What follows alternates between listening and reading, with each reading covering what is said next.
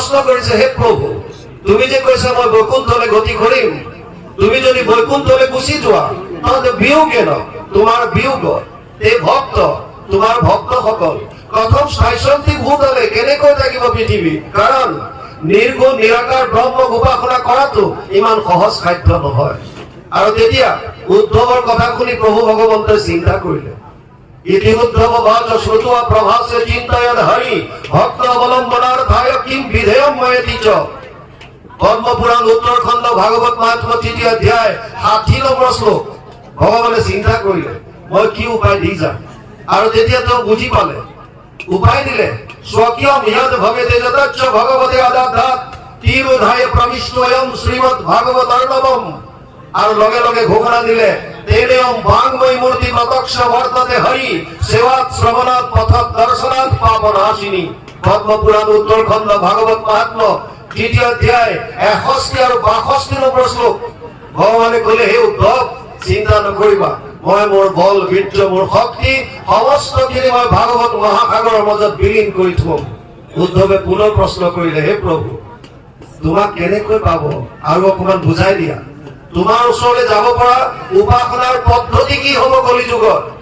আৰু তেতিয়া ভগৱানে কলে, হে উদ্ধৱ, যোগত্ৰয়ময়ী প্ৰোক্তা নৰনম শ্ৰেয় বিধিচ্ছয় জ্ঞানম কৰ্মম চ ভক্তিম চ ন উপায় অন্যস্তি কুদ্ৰাচিৎ।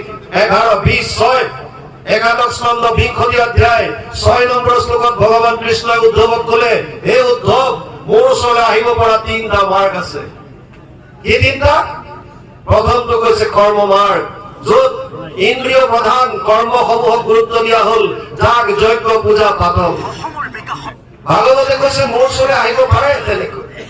দ্বিতীয়ত কৈছে জ্ঞান মাৰ্গ। জ্ঞান মাৰ্গ কি? নিৰ্গুণ নিৰাকাৰ ব্ৰহ্মক ধ্যান ধাৰণা সমাধিৰ দ্বাৰা তেওঁ চিন্তা কৰি কৰি যেতিয়া গম পাব যে মই কোন, এই জ্ঞান মাৰ্গৰ দ্বাৰা প্ৰভুৰ আনন্দটো পাব পাৰি। আৰু তৃতীয়টো হৈছে ভক্তি মাৰ্গ। ভক্তি মাৰ্গৰ মূল তত্ত্বটো দিলে, সমস্ত ভূতত ব্যাপী আছো মই হৰি সবাকো মানিবা তুমি বিষ্ণু বুদ্ধি কৰি। আগতে দৃষ্টিকোণ সলনি হব লাগিব। চৈতন্য ৰূপে ভগৱান সমস্ত প্ৰাণীত আছে, এই সত্যটো উপলব্ধি কৰি ভগতৰ সংগত কেৱল প্ৰভু ভগৱন্তৰ লীলাসমূহ শ্ৰৱণ আৰু কীৰ্তন কৰি মোক হৃদয়ত লাভ কৰিব পাৰি। যদি উদ্ধৱক ৩টা মাৰ্গ দিলে, কিন্তু ভগৱানে কলে, উদ্ধৱ, তুমি সোধাৰ কাৰণে মই 3টা মাৰ্গৰ কথা কৈছো, কিন্তু মোৰ সিদ্ধান্ত বেলেগ। কি?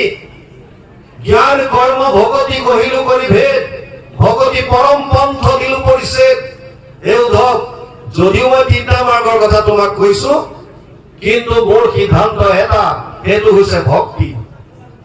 আপোনালোকৰ মনত প্ৰশ্ন হব পাৰে যে যদি 3টা মাৰ্গ আছিলে, তেতিয়াহ'লে ভগৱানে 2টা মাৰ্গ সাইড কৰি কিয় ভক্তি দিলে? যাৰ কাৰণে বৰ্তমান সময়ত সমাজৰ খেলি মেলি সৃষ্টি হৈছে। আৰু সেইজন ভগৱানে গীতাত অৰ্জুনক কৈছে, সমো অহম সৰ্বভূতেষু নামে দেশ অস্থিৰ প্ৰিয়। 9ম অধ্যায় 29 নম্বৰ শ্লোক গীতা। হে অৰ্জুন, মই সকলোৰে কাৰণে সমান, মোৰ কাৰণে কোনো প্ৰিয় নহয়, কোনো দেশ নাই। তেতিয়াহ'লে তুমি আকৌ 2টা মাৰ্গ সাইড কৰি পেলাই কেৱল ভক্তি মাৰ্গক গুৰুত্ব কিয় দিলা? এই অৰ্থটো জানিবৰ কাৰণে, এই তত্ত্বটো জানিবৰ কাৰণে প্ৰথম বস্তু বুজি ল'ব লাগিব, ভগৱান কৃষ্ণৰ লগত আমাৰ সম্পৰ্ক কি, তেওঁ কোন হয় আমাৰ। গীতাত অৰ্জুনক কৈছে, হে অৰ্জুন, পিতা হামস্য জগত মাতা ধাতা পিতামহ বেদ্যম পবিত্ৰ ওঙ্কাৰ ঋগ সাম যজুৰে বচ। 9ম অধ্যায় 17 নম্বৰ শ্লোক গীতা। হে অৰ্জুন, মই সমস্ত জগতৰ পিতা, মই মাতা, মই পিতামহ, বেদৰ ওঙ্কাৰ মই প্ৰণৱ, আৰু ঋগবেদ সামবেদ যজুৰ্বেদ মই। মত্ত পৰতৰম নান্যৎ কিঞ্চিৎ নাস্তি ধনঞ্জয় ময়ি সৰ্ববিদম প্ৰথম সূত্ৰে মণিগণায়ব। 7ম অধ্যায় 7 নম্বৰ শ্লোক গীতা। মোতকে শ্ৰেষ্ঠ কোনো নাই। হে অৰ্জুন, যেনেকৈ এধাৰী মালাত সূতাডালত মণিবিলাক গাঁঠি থোৱা থাকে, তেনেকৈ সমস্ত জীৱ মোৰ লগত গাঁঠি থোৱা আছে। গতিকে মোৰ লগত সম্বন্ধ পিতাৰ সম্বন্ধ, মাতাৰ সম্বন্ধ। এতিয়া আপোনালোকে কওক, কোন এনেকুৱা পিতৃ মাতৃ আছে যোনে নিজৰ সন্তানৰ অহিত চিন্তা কৰিব? কোনে কৰিব? সেইকাৰণে ভগৱান কৃষ্ণই কলে, কৰ্ম মাৰ্গ জ্ঞান মাৰ্গ তুমি লব নহব। কিয়? কৰ্ম মাৰ্গ কৰাত আপত্তি নাই, কিন্তু উদ্ধৱক কলে, হে উদ্ধৱ, কৰ্ম মাৰ্গ কৰিবলৈ গলে কিন্তু 6টা বস্তুৰ শুদ্ধতা থাকিব লাগিব। মন্ত্রৈশ্চ চ পরিজ্ঞাতম কর্ম সুধীর মদর্পণম ধর্ম সম্পদতে ষড্ভি অধর্মস্য বিপর্যয় 11, 21, 15 11 স্কন্ধ 1 অধ্যায় 15 নম্বর শ্লোকত ভগবান কৃষ্ণ উদ্ধৱক ক'লে, হে উদ্ধৱ, যাগ যজ্ঞ পূজা পাতল কৰাত মোৰ আপত্তি নাই, কিন্তু 6টা বস্তুৰ শুদ্ধতা থাকিব লাগিব। যদি নাথাকে তেতিয়া বিপৰ্যয় ঘটিব। কি 6টা? প্ৰথম ক'লে স্থান, তাৰপিছত কাল, পাত্ৰ, দ্ৰব্য, মন্ত্ৰ, ক্ৰিয়া। 6টা বস্তুৰ শুদ্ধতা লাগিব।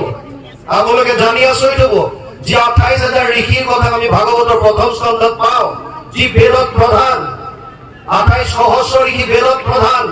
তেওঁলোকেও সহস্ৰ বছৰ যজ্ঞ কৰিবৰ কাৰণে ভগৱান নাৰায়ণৰ পৰা স্থান লৈ আহিছিল। প্ৰয়াগ ক্ষেত্ৰত প্ৰভু নাৰায়ণৰ দৰ্শন কৰাৰ পাছত এই ঋষিসমূহে অনুৰোধ কৰিছিল, হে প্ৰভু, কলি যুগৰ মানুহৰ কল্যাণ সাধনৰ অৰ্থে আমি 1000 বছৰ জোৰা এটা যজ্ঞ কৰিব বিচাৰিছো, আমাক এইটো পৰা স্থান দিয়া। আৰু ভগৱানে তেতিয়া কৈছিল, মোৰ সুদৰ্শন চক্ৰৰ লগত তোমালোক যোৱা, যিঠাইত মোৰ সুদৰ্শন চক্ৰ ৰৈ যাব আৰু ইয়াৰ মাজৰ শলাবিলাক, যাক নেমি বুলি কয়, এই নেমিবিলাক য'ত পৰিব তাত তোমালোকে যজ্ঞ কৰিবা। সেইখন পবিত্ৰ স্থান, তোমালোকৰ কোনো বিঘিনি নঘটে। য'ত এখন প্ৰকাণ্ড অৰণ্যৰ মাজত এটুকুৰা মুকলি ঠাইত চক্ৰ ৰৈ পৰিল, নেমি পৰি গ'ল, আৰু পৰাৰ কাৰণে জেগাখনৰ নাম দিলে নৈমিষ। অৰণ্যৰ মাজত হোৱাৰ কাৰণে সন্ধি হ'ল নৈমিষ প্লাছ অৰণ্য, নৈমিষাৰণ্য। এই 28,000 ঋষি মুনিও স্থান লৈ পেলাই তাত যজ্ঞ কৰিছিল, তথাপিও স্বীকাৰ কৰিছে, কৰিলো যজ্ঞ আদি সহস্ৰ বছৰ, হোম ধুমে ধূম্ৰবৰ্ণ ভৈলা কৰে বৰ, যিটো কৰ্ম কৰোৱাত নাহিকে বিশ্বাস, আপোনাৰ আয়ুস কৰিলো ব্যৰ্থে না। স্থান, জনকাদি ৰজাই 12 বছৰ নিজে যজ্ঞৰ কাৰণে, স্থলীৰ কাৰণে হাল বাই যজ্ঞস্থলী ৰেডি কৰিছিল বুলি শাস্ত্ৰত উল্লেখ আছে। এনেকৈ হালৰ শিয়নিত সীতাক পাইছিল।